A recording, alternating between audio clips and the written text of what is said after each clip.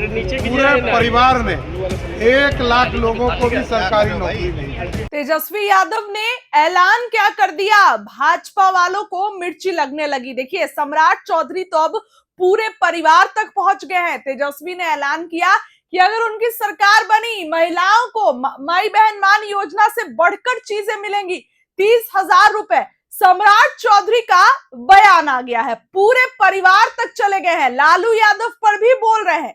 सबसे पहले सुनिए कि क्या एक उप मुख्यमंत्री संवैधानिक पद पर होते हुए इस तरीके का भाषा का, जिस तरीके का प्रयोग कर रहे हैं, वो सही है क्या? कुछ कह रहे सम्राट चौधरी, बातों को सुनिए। उन्होंने 30,000 रुपए ये लोग गप मारने लगे। पहले कहा कि 2,70,00,000 लोगों को सरकारी नौकरी मिलेगी। आज जिस बात की चर्चा वो कर रहे हैं, 15 साल तक उनके पिताजी माताजी ने बिहार को लूटा, बिहार की जनता देखी। पूरे परिवार ने 1 लाख लोगों को भी सरकारी नौकरी नहीं। ये पूरा बिहार जानता है, ये लोग गप मारने वाले लोग हैं और ये लोग सिर्फ सपना दिखा सकते। चुनाव के समय याद होता है, चुनाव के बाद याद नहीं रहता। ये लोग सिर्फ लूटने के लिए जाने जाते हैं और बिहार को बर्बाद करने। कब तक 20 साल के लिए लड़ते रहिए। सुना आपने। देखिए, सम्राट चौधरी अब जो है वो थोड़े से बौखला गए हैं। जिस तरीके से तेजस्वी यादव ने सुबह में ऐलान कर दिया, और इस ऐलान से कहीं ना कहीं जनता भी ये समझी है कि अगर इस बार बिहार को युवा नेतृत्व के हाथ में दी जाए तो बिहार जो है वो ज्यादा डेवलप करेगा। लेकिन इससे भाजपा वाले को मिर्ची लग रही है, जिसपे भाजपा से लेकर जदयू के लोगों का पलटवार आ गया है।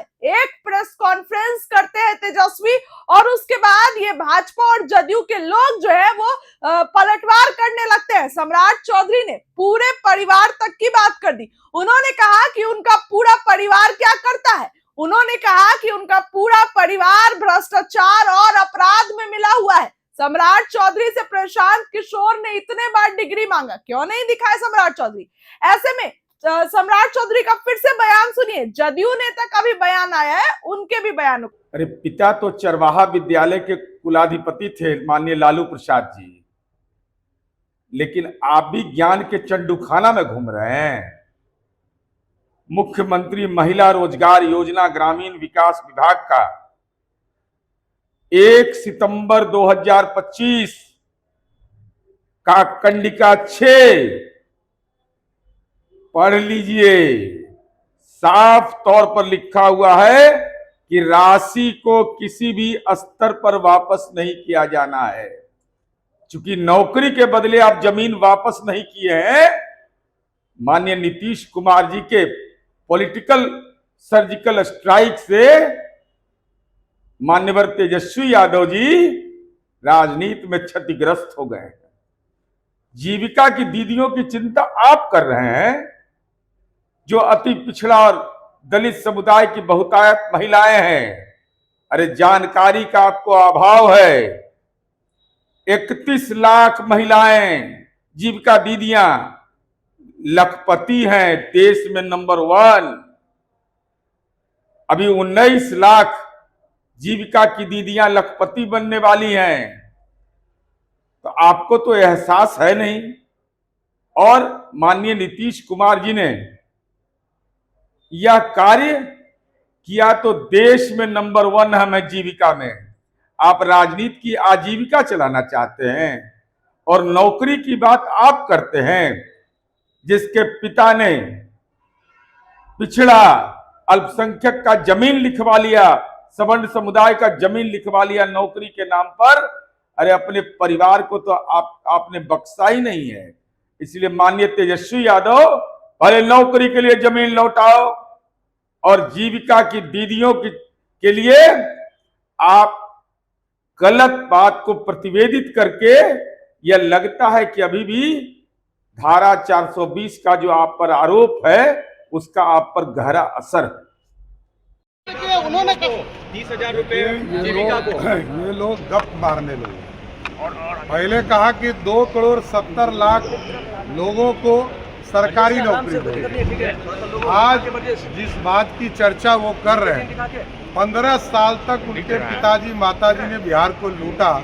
बिहार की जनता देखी है, पूरे परिवार ने 1 लाख लोगों को भी सरकारी नौकरी नहीं दी। ये पूरा बिहार जानता है, ये लोग गप मारने वाले लोग हैं और ये लोग सिर्फ सपना दिखा सकते। चुनाव के समय याद होता है, चुनाव के बाद याद नहीं रहता। ये लोग सिर्फ लूटने के लिए जाने जाते हैं और बिहार को बर्बाद करने के लिए। कब तक 20 साल के लिए लड़ते रहिएगा? अरे पिता तो चरवाहा विद्यालय के कुलाधिपति थे माननीय लालू प्रसाद जी, लेकिन आप भी ज्ञान के चंडूखाना में घूम रहे हैं।